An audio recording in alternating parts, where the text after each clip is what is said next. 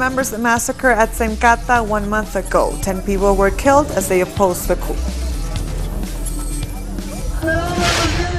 Cuba welcomes a resounding Caribbean victory over the U.S. and Luis Almagro at the OAS. And $2 million is pledged in Trinidad and Tobago to clear up after last week's floods. Hello and welcome to Telesur English. I am Estefania Bravo. This is from the South.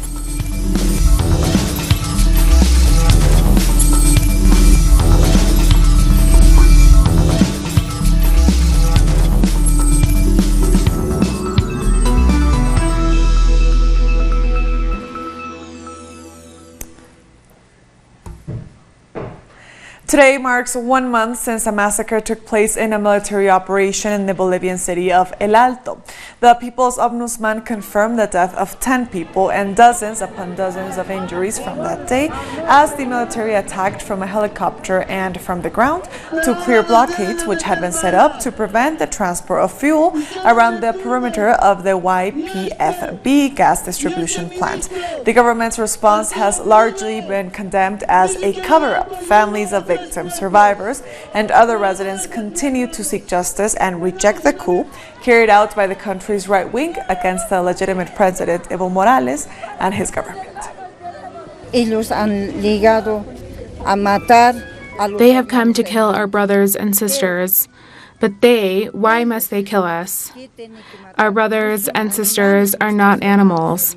That's why we, as federations and 20 provinces, are upset because our people have been killed. We don't have weapons or anything, and so we don't have arms or anything. We're in a peaceful struggle. They've killed us like animals, and now how many people have been killed? More than 30. And also there are missing people. There are still people missing whose families are looking for them. Earlier, we spoke with journalist Oliver Vargas, who is reporting in the Chapare region of Cochabamba, Bolivia. We asked him about upcoming elections and who might represent Evo Morales' movement towards Socialism Party. Here in the Tropical, Andrónico Rodriguez, the 30-year-old union leader, is absolutely the favorite. I think nationally, the names that have been coming up is David Choquehuanca, who's the current secretary of ALBA. Before that, he was the longest-serving foreign minister. Another name is Luis Arce, who was the economy minister under Evo throughout Evo's entire period. And he's the one who's many considered to be the brains behind the Bolivian economic model that brought a huge amount of development over the past 14 years, brought a 50% reduction in poverty through the nationalization of strategic industries. So these are some of the names that are coming up. In La Paz, the main indigenous organizations held a congress at which they formally nominated David Choquehuanca. He's seen as a respected figure. He's indigenous from the social movement, but also has a long period of experience in government and is well respected even outside the party. But there's also a strong desire that all possible candidates come from the base, from the movement. A lot of people here and the other mass meetings I've been to in the country say that they're tired of outsiders or middle-class sectors being parachuted in as candidates for the party. And they say that this is something that's been happening over the past years. They want there to be much more organic, born selecting candidates in the future. Oli also talked about how the de facto government has no presence within the Chapare region of Cochabamba as the police and military abandoned their post at the time of the coup. This region, the Tropico, is about 12,000 square kilometers. Here the unions, the campesino unions, are very, very strong, and they have expelled the police. In fact, the police actually left themselves as the coup was taking place. They fled out of the region. They knew that the resistance to the coup would be too stiff, too much to contain, and they actually left. And since then, the community has said that they don't want the police to come back, that they are organizing themselves. The unions are running, have organized what they call union police. This is sort of community forms of policing. And everyone I've spoken to said that things are better now without the police. The things are safer. that the police often abuse their power when they were in this region, and now there's a sense of freedom that people are organizing their own communities. But it's also very politically important because it means that the state essentially has no control. The coup hasn't been able to rule over this area, and it's quite a strategically important area. Firstly, because it's Evo Morales' stronghold. If the state can't get into here to begin persecution, then Evo Morales' strongest base is free to carry on organizing as they have been. It's also important because it connects the cities of Santa Cruz and Cochabamba. That means that if protests begin, if people block roads, then all movement of goods between two of the most important cities in the country is then blocked off. So the government is very keen to re-enter this region. The Cuban president has welcomed what he called the resounding defeat of the United States and Luis Almagro at the Organization of American States by the Caribbean. Miguel Díaz-Canel referred to the passing on Wednesday of a motion on Bolivia presented by CARICOM. The resolution called for the rejection of violence and full respect for indigenous rights in Bolivia. The representative of the de facto government in Bolivia tried to amend the resolution, but that was rejected. The original motion was then adopted with 18 votes in favor. The government has pledged $2 million towards flood relief in parts of South and Central Trinidad, hardest hit by severe weather earlier this month. Security forces have also been deployed to distribute mattresses to those in need. The initial sum is supposed to be for food supplies before an assessment is carried out. Heavy rainfall inundated parts of the Caribbean island, marooning some residents and forcing others to wade through high waters for shelter.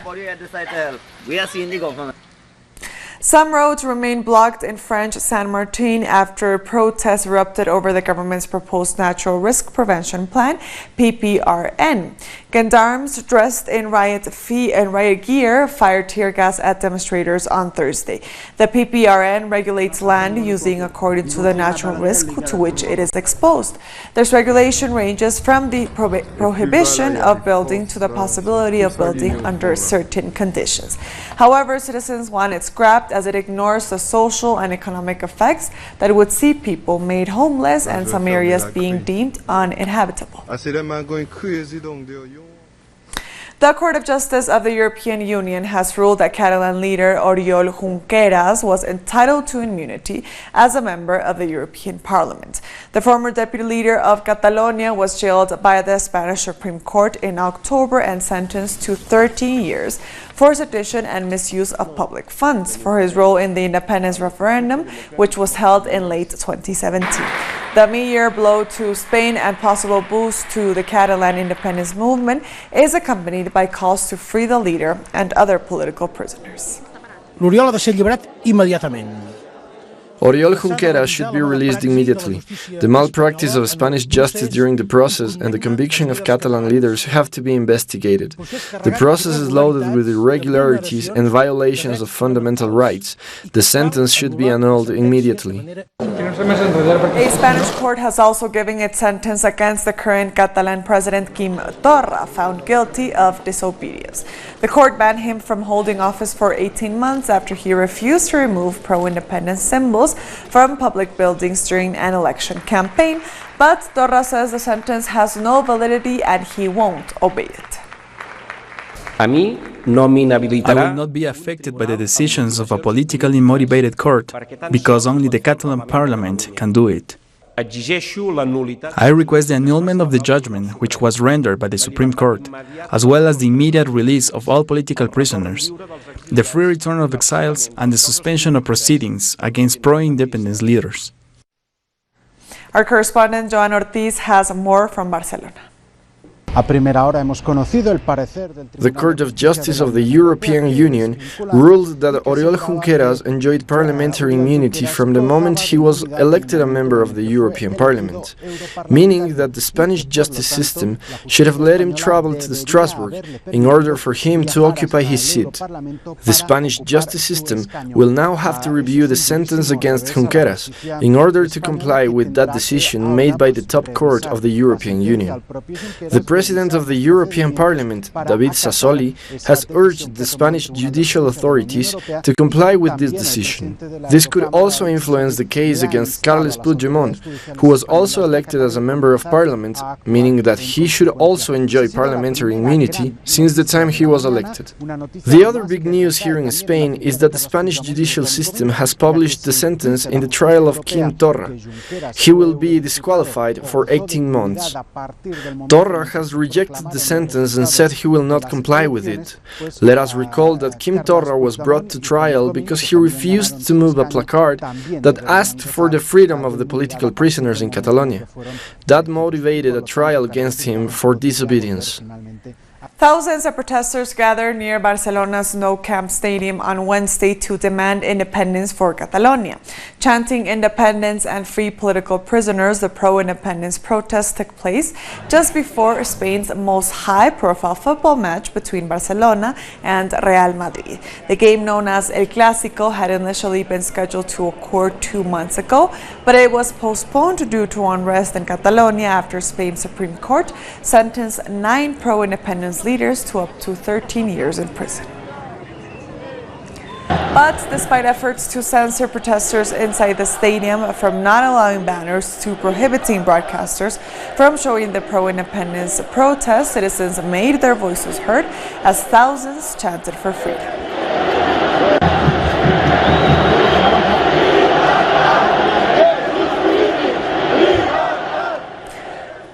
Riot police were deployed to disperse the pro-independence protesters. The demonstrators set bins on fire to block the officers who fired foam bullets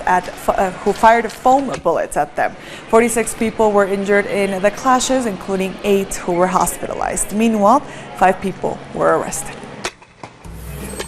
Coming up after the break, health and education workers protest outside Rio de Janeiro City Hall, demanding the pay of their salaries. Stay with us.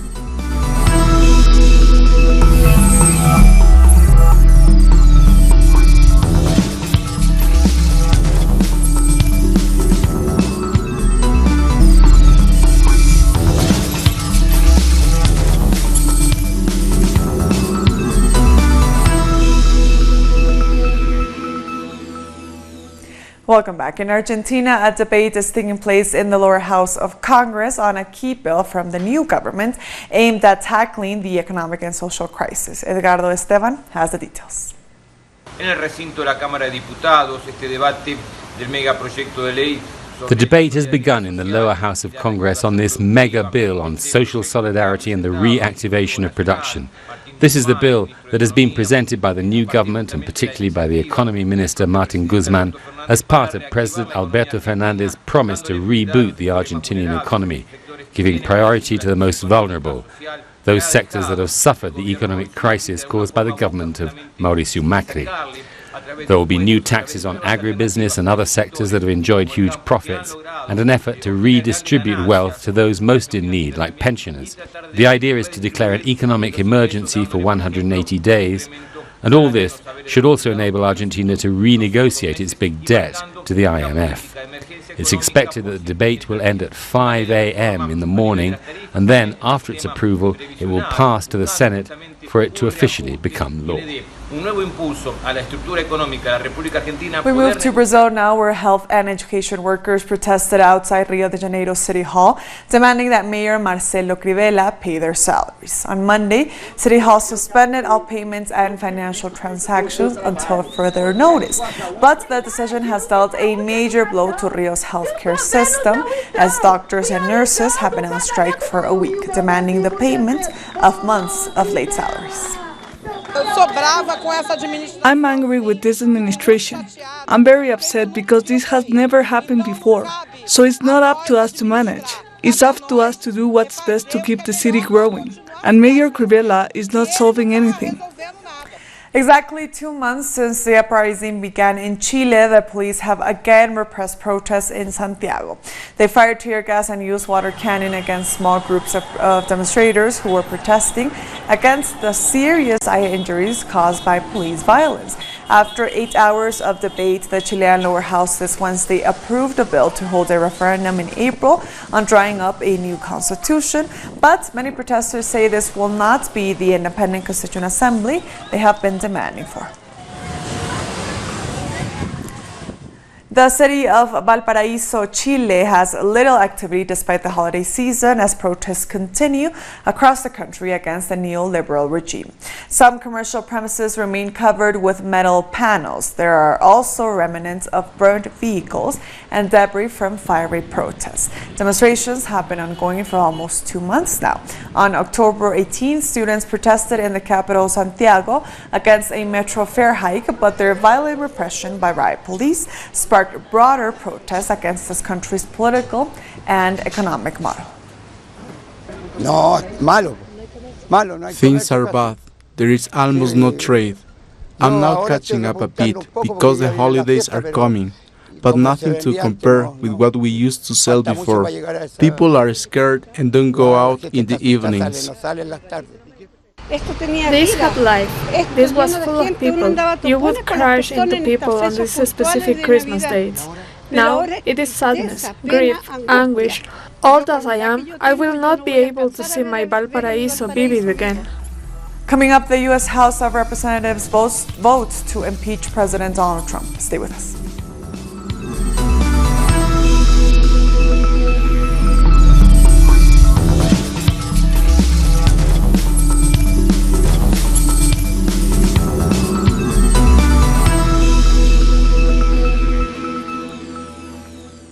Welcome back. The United States House of Representatives has voted to impeach President Donald Trump. The vote by the Democratic majority means a trial of the president will begin in the Senate in the new year. On this vote, the yeas are 230, the nays are 197, present is 1. Article 1 is adopted. The vote came after a long day of debate on 2 articles of impeachment presented by Democrats. President Trump becomes only the 3rd U.S. president ever to be impeached. However, Republicans who have majority in the Senate made it clear that Trump would not be removed from office.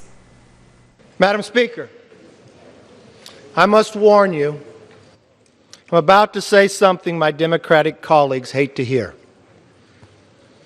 Donald J. Trump is President of the United States.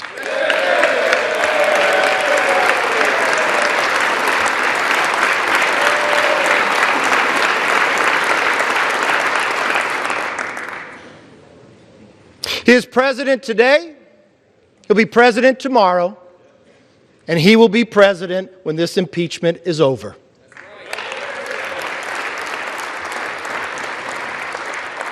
And while the House was voting on impeachment, President Trump addressed a rally of supporters in Michigan, and he remained defiant. By the way, it doesn't really feel like we're being impeached. The country is doing better than ever before. We did nothing wrong. We did nothing wrong. And we have tremendous support in the Republican Party like we've never had before. Nobody's ever had this kind of support. Our correspondent in Washington, Jorge Gestoso, has more on the impeachment.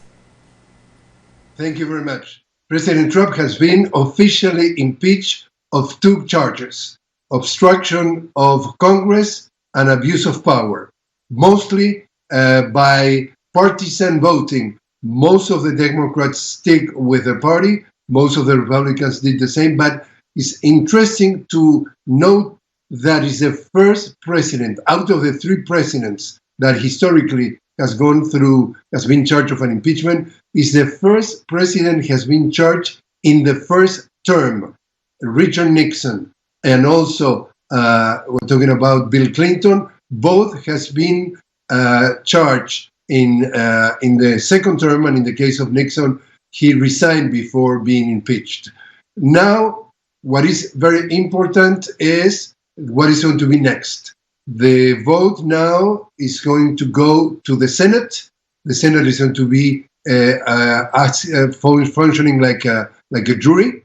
But in the meantime, it's going to be a recess. This Friday, The whole Congress is starting in a recess of Christmas and is coming back on January. In January, then the Senate is going to take charge of this impeachment.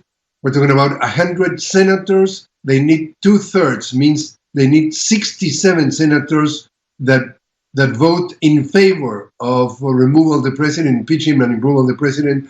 That means that given the fact that there are only 47 Democrats senators in the Congress, in the Senate, they need 20 Republicans to turn against the president in order to succeed the impeachment, something that is highly unlikely. But it's important to also to observe that we have seen a country that is absolutely divided in terms of this issue. According to the polls, about 47% of Americans, they agree that President Trump should be impeached and removed of power. 47% that he should not, according to a CBS News poll. And most of the country is divided in terms of he's absolutely guilty with no doubts, and according to the Republicans, he hasn't done anything wrong.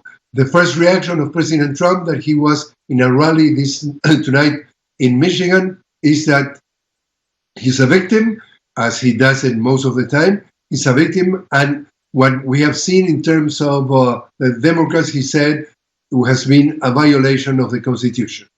So the next step is still remain to be seen, because surprises and changes could happen within the senators after the New Year's, when we are about 10 and a half months away from the 2020 election. We get back to you now. We thank Jorge Gestoso for that report. Indian police have violently repressed and arrested protesters who defied a ban on assembly in cities across the country. Millions are outraged over a citizenship law seen as discriminatory against Muslims. The new law eases citizenship rules for people fleeing persecution from 3 neighboring nations, but excludes Muslims, stocking accusations that Prime Minister Narendra Modi wants to reshape India as a Hindu nation. 6 people have been killed so far in clashes with police. We want CIA to be withdrawn. We want NRC to be withdrawn. We condemn this government. And all of us, including Muslims, Christians, Hindus, Jains, Sikhs, all of us are all Indians, all part of the same country. No government and no state has the right to decide that. The Australian state of New South Wales has declared a state of emergency as the country experiences its hottest weather on record. Aerial video showed a number of properties ablaze in southwest Sydney as 100 wildfires raged in the state. Across Australia, an average maximum temperature of 40.9 degrees Celsius was recorded on Tuesday, the highest ever. But meteorologists say that record could be broken again in the coming days. The Nicaraguan government says it has concluded its mission to deliver Christmas toys all over the country, a social campaign that seeks to support families and give joy to millions of children. This is the Melania Morales Center. It's one of 25 public schools for special children in the country. Parents await patiently with their kids for their turn to get a toy. This has been happening since the Christmas of 2007. With these toys, we're reaching right into the rural zones of the country and the cities too. The toys are being delivered by horses, carts, donkeys, boats, whatever way is necessary to reach all the children. It is also a lovely reward for remaining in the school system throughout the year, bringing Christmas love from the government of the national unity to all families. With this, we also want to acknowledge the parents' work in guaranteeing their children's right to education, to attend school and to learn. 500 special kids attend the school. They come from 7 districts of Managua, some with autism, others with visual, hearing and other impairments. Parents and teachers say this social campaign not only brings joy, but also helps with their expenses.